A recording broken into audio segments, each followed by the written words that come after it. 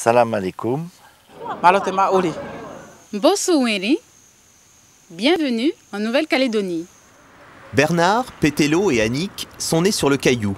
Ce sont 3 des 250 000 Calédoniens qui peuplent cette île du Pacifique. Ils vivent hors de Nouméa, dans ce que l'on appelle ici la brousse, surnom des zones rurales en Nouvelle-Calédonie. Ce dimanche matin, Pétello apporte les livrets de chants pour le pèlerinage annuel des Wallisiens et Futuniens de Nouvelle-Calédonie. Des Wallisiens qui viennent du petit archipel de Wallis et Futuna, à plus de 2000 km de Nouméa. Cette communauté est aujourd'hui plus nombreuse ici, en Nouvelle-Calédonie, qu'à Wallis et Futuna. Une communauté catholique dans sa quasi-totalité. Je me sens wallisien de Calédonie. Ça veut dire qu'on est intégré ici, on fait partie de la communauté calédonienne, mais on est aussi des Wallisiens qui font fonctionner ce pays aussi.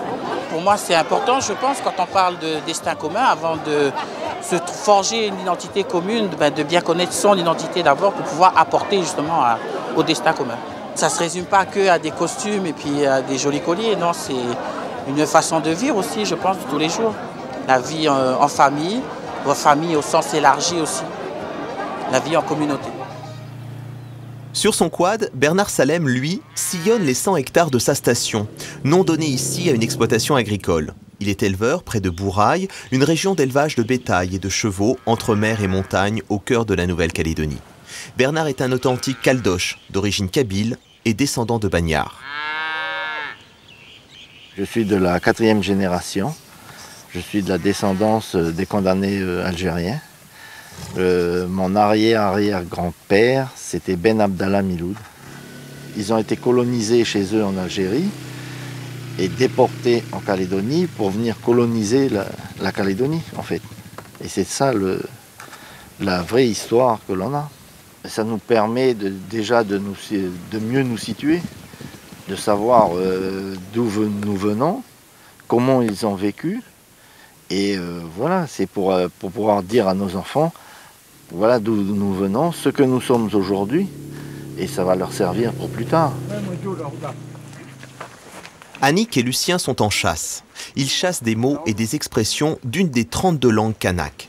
Annick vient recueillir des expressions de la vie courante auprès de Lucien, qui parle encore le ranatou. C'est parce qu'on n'a pas d'écrit dans notre culture. Par ce biais de transcrire par son travail, là c'est intéressant. Et puis c'est sachant que mes enfants ne parlent plus ma langue, donc je pense qu'en faisant comme ça, d'autres enfants pourront parler cette langue, la langue d'ici, et puis les connaissances que nous on a. C'est important de conserver les langues kanak, de les transcrire, de les sauvegarder déjà pour les générations futures. Ce sont des langues qui véhiculent une culture. Voilà, une langue, ça fait partie de la culture. Donc si on perd sa langue, quelque part aussi, on perd une partie de sa culture.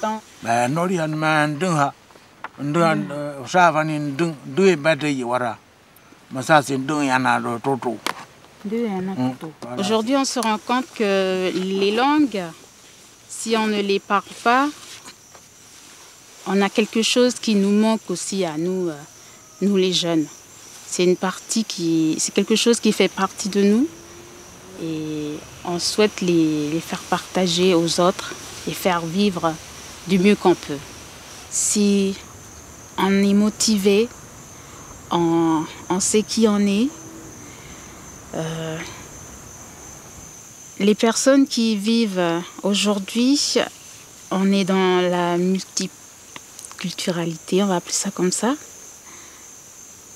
De nombreuses ethnies, beaucoup de cultures.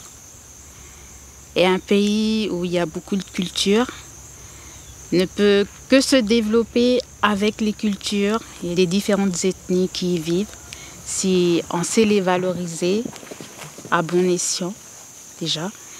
Et si on est ouvert aux autres, on sait s'ouvrir aux autres pour pouvoir accepter aussi l'autre pour qu'il puisse nous accepter nous aussi.